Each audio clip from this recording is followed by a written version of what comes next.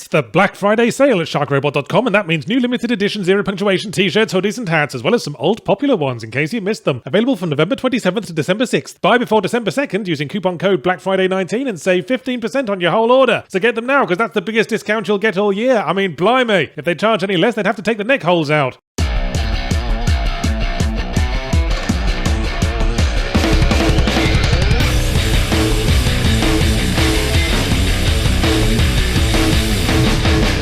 I was watching a digital Norman Reedus piss into a toilet, and when the toilet presented me a new piss grenade to throw at ghosts during my next hiking trip, I thought the piss looked a bit dark and orange, which in reality would be a sign of dehydration. I wondered if the game darkens Norman Reedus's piss if he doesn't hydrate often enough. I then further wondered if there was any game developer on this planet who could leave me genuinely uncertain as to whether or not their game has a year-in coloration algorithm besides Hideo Kojima. Perhaps that alone is what makes him worth celebrating, even if his new game is more weird and boring than getting cornered by a caffeinated anime fan who wants to talk about his crossover fanfic between Attack on Titan and Last of the Summer Wine. It's funny how Death Stranding can be simultaneously very weird and very boring. Kojima is a man of contrasts. I had no idea what to expect from Death Stranding, but at the same time there was a lot that I could predict. I knew it was going to be very polished, with an eye for detail, overwritten with a lot of grandiose if emotionally awkward storytelling, and it would swiftly get very creepy every time a woman came on screen. I think I've nailed the running theme between Kojima's female characters. They all have perfect, beautiful faces, but something has made the rest of their bodies horribly fucked up in some way. Like Kojima's ideal woman is a mannequin head on top of a woman-shaped pile of expired dog food. Damn, I wish he had made that Silent Hill game. It would have given me the most ambivalent erection of my life. Anyway, the premise of Death Stranding is that an apocalyptic event has blurred the world of the living and the dead. America is swarming with angry ghosts, and the destruction of the country's infrastructure has made it impossible to stockpile the power pills necessary for Pac-Man to eat them all. The population is holed up in isolated bunkers, and couriers are now the only line of communication between them, one of whom is our hero, Sam Porter Bridges, who carries around a magic baby that allows him to see the angry ghosts, and has some condition that means angry ghosts hate the taste of his piss. Oh yeah, and every now and again a magic rain that causes things to prematurely age falls from the sky. Don't you all feel silly you spent all that time stressing over nuclear holocaust? The lore and backstory behind the setting Hideo Kojima will happily deliver if you let him and don't have a ball gag close to hand, but let's focus on what's actually relevant to the gameplay. To wit, you deliver things to places, angry ghosts try to stop you, and you fling your piss at them. Death Stranding can stand alongside Postal 2 and Okami in the criminally underpopulated subgenre games with a dedicated urinate button, but at its core it's a hiking simulator. You strap the package to be delivered and as much equipment as you think you'll need to your body, and then, looking for all the world like an astronaut on moving day, you have to figure out how you're going to totter your way through 2 miles of rocky terrain, over 3 rivers and up the side of an abandoned IKEA to the package's destination. And the level of detail in the carrying stuff physics is where the core gameplay lands. You have to make sure the load is properly balanced, because otherwise you might topple over while descending a slope, damage the goods and end up lying on your back kicking your legs, like the baby you currently have immersed in the jar of cloudy apple juice strapped to your nipples. These are the brief stimulating moments of action and drama in between vast swathes of holding down forwards and waiting. That's probably why people have been down on Death Stranding. It employs a core gameplay loop other than generic combat or stealth, and isn't a non-stop rollercoaster ride of noise and sparkly objects to distract us from the nightmare web of uncertainty and disenfranchisement that is our lives. But I kinda like its meditative quality. Isolation is a very deliberate theme. Even when Sam is in a city, there's never anyone else around, and he only interacts with the hologram at the front door who says, "Oh yeah, this small box of medicine will be a big help for all these other people that definitely live here." And he might be sitting alone in the bunker rubbing insulin into his nipples for all we know. But the lengthy trudges through majestic terrain can be uniquely serene and contemplative, although obviously I had my podcasts on the whole way, the same way I play games like Elite Dangerous or Euro Truck Simulator when I need to zone out for an afternoon and the liquor store's closed. I think Hideo 45-minute codec conversation Kojima missed a trick here. He could have included a boring game and a podcast in one convenient package, but no, the usual excessive dialogue is mostly relegated to cutscenes, or while you're forced to stand perfectly still in front of a hologram phone picking Norman Reedus' digital underpants out of his bum crack. Not that Death Stranding doesn't have enemies or combat. Obviously it has the ghosts that are pissy in every sense of the word, but there are also the prerequisite open world bandit camps, and the game supplies you with plenty of weapons. It's just there's absolutely no incentive to not run away or avoid them altogether. You can't carry much ammo, the enemy aren't very good at chasing you, and even though they drop loot, one more briefcase might be the straw that breaks Norman Reedus' back, which makes it all the more of a lurch whenever we get locked into a boss fight during the course of the plot. It's odd when a game that's mostly been based around encouraging players to find their own way to transport a corpse across 2 square miles of the surface of Mars suddenly won't let you press on until you've shown you can fling a blood grenade at an octopus 19 times, or shoot Mads Mikkelsen. These aren't the skills you've been training me me in, Hideo Kojima. I'm a hiker postman. My skills are delivering stuff and complaining that my ladder's too short. That mission in the mountains where I had an hour's time limit to fetch medical supplies felt more like a boss fight that would fit this gameplay core, but by then I'd unlocked the ability to build zip lines, which are fucking broken, frankly. Turned an hour's trudge through hostile mountainous terrain into a 5-minute Disneyland ride. Death Stranding is like an anxious postgraduate at the optician because it desperately needs to focus on something. But if you have enough podcasts and or head injuries to sustain you through the slow periods, then you might find it an interesting enough alternative to the usual AAA tripe, or triple A. Kojima's story writing always comes across like he's only ever experienced human emotion from the far side of a thick layer of protective glass, but maybe we need someone like Kojima to shake us out of old set-in notions about gameplay loops, or boss fights, or the interface needing to not suck hairy Swedish meatballs. The one ghost I can't hurl my piss at is the spectre of having to hold down buttons to confirm things. If I go into my inventory, I have to do it like 4 times to so much as adjust my bow tie. Sure, any game that tries to balance combat, stealth, hiking, package transport, and urination is going to be a controller mapping nightmare, but there had to be a more efficient way to calm down a jar full of baby than 4 different button presses plus waving the controller around like you're inventing a new sign language word for disinterested hand job.